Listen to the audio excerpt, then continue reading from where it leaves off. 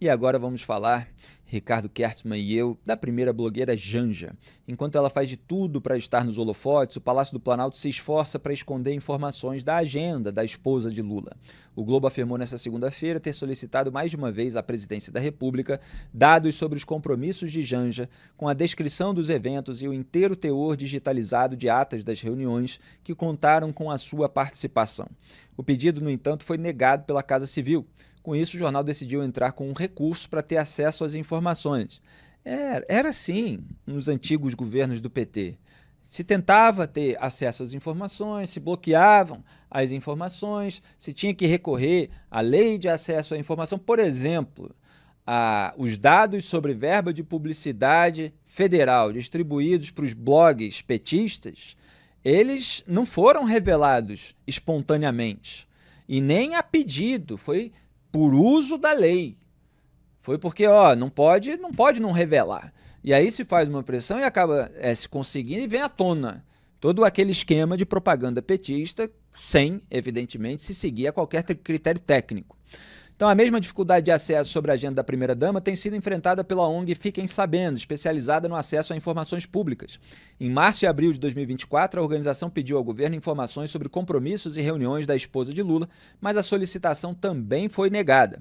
Ainda que não ocupe um cargo no governo nem tenha recebido um único voto, Janja ocupa um gabinete no terceiro andar do Palácio do Planalto, como informou o Globo e confirmou o antagonista. A sala da primeira-dama fica a poucos metros de distância do gabinete de Lula, onde mantém uma intensa agenda de despachos, de acordo com o jornal. Ao comentar o caso, o diretor executivo da Transparência Internacional Brasil, Bruno Brandão, afirmou o seguinte, aspas, é público e notório que a primeira-dama está exercendo função pública, com intensa agenda de representação governamental e equipe de apoio. O fato disso estar acontecendo sem as formalizações necessárias não pode ser justificativa para desrespeitar o princípio da publicidade da administração pública, a lei de acesso à informação e a lei de conflitos de interesses. Ao contrário, a informalidade agrava a situação.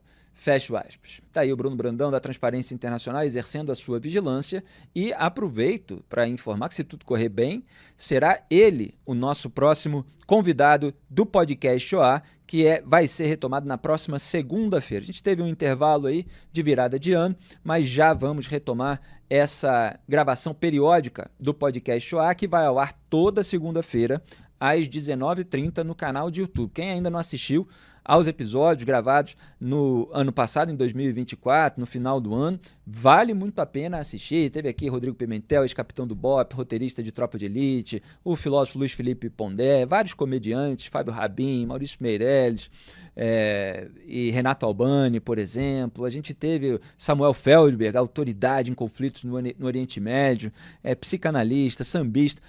Vale muito a pena assistir ao podcast OA e segunda que vem vai estar caprichado, que a gente vai falar da sabotagem no combate à corrupção, da impunidade do STF, de perseguição. Não percam, se tudo correr bem, com Bruno Brandão da Transparência Internacional, que está aí fiscalizando, Ricardo Kertzmann, esses gastos sigilosos sobre a primeira-dama, a primeira blogueira Janja. Quer dizer, esse é o governo que queria controlar mais a população, as suas transações, mas que não quer revelar as informações sobre a farra que essa companheirada ou essas pessoas deslumbradas com o poder acabam fazendo com o dinheiro público. É o que a gente está vendo nas viagens internacionais, e se tem uma estrutura a serviço dela no palácio, isso também gera despesas para a sociedade. Bom, e além de ferir esse princípio, um dos 5 princípios da administração pública, que é o da publicidade, fere também a transparência. E fere também, Felipe, um outro princípio, que é a impessoalidade. Porque a primeira-dama, ela só é a primeira-dama. Ela não tem o cargo executivo e não poderia exercer funções executivas, funções políticas do governo. E a gente sabe, porque é público e notório, que ela exerce. Ela interfere, por exemplo, em uso de verbas, em alocação de verbas de companhias estatais, verbas de patrocínio, como a gente teve lá no Jandiapalooza. Isso não pode, porque ela não exerce essa função. Agora, Felipe, outra coisa que chama bastante atenção nesse caso aqui é o modus operandi petista. Porque os mais antigos vão se lembrar que na primeira eleição do Lula, a primeira coisa que ele fez, e fez de uma forma muito indevida, uma forma grosseira, eu diria, foi abrir os gastos do cartão corporativo que servia à época a primeira-dama, Dona Ruth Cardoso. Expôs os gastos como se lá tivesse alguma coisa imprópria e não havia. Sendo que, logo em seguida, ele começou com essa história de ocultar os gastos dos cartões da presidência. E a gente sabe muito bem por quê. Todos os escândalos de corrupção sucessivos que vieram depois, nos 2 mandatos do presidente Lula, no mandato da presidente Dilma, tudo isso ficou bem claro como que a coisa era utilizada. Felipe, eu não consigo compreender por que sigilo de determinadas despesas, determinados gastos. Eu entendo que quando se trata de segurança nacional ou de segurança de autoridades, esse sigilo deve ser mantido, mas um sigilo prévio. Uma viagem que a primeira-dama vai fazer para o exterior, se você não pode divulgar antes os gastos e aonde que ela vai, por medidas de segurança, eu compreendo. Mas depois de uma viagem realizada, o porquê que a gente não pode saber das despesas? Por que a gente não pode saber quem foi com ela, quanto que gastou, aonde ficou? Porque, no final das contas, o dinheiro é nosso, o dinheiro vem da sociedade como um todo. E se a gente paga, a gente tem o direito de saber, porque não envolve nenhum tipo de segurança pública, não envolve nenhum sigilo estratégico do governo. É inaceitável esse tipo de coisa e é mais uma das promessas descumpridas, né? Porque condenava os sigilos impostos pelo ex-presidente Bolsonaro, os sigilos de 100 anos para todos os lados, cartão de vacina e tudo mais, prometeu que iria acabar, não cumpriu e está colocando sob sigilo também os gastos da primeira-dama. Ricardo, ele prometeu que ele ia acabar com todos os sigilos no primeiro dia do governo.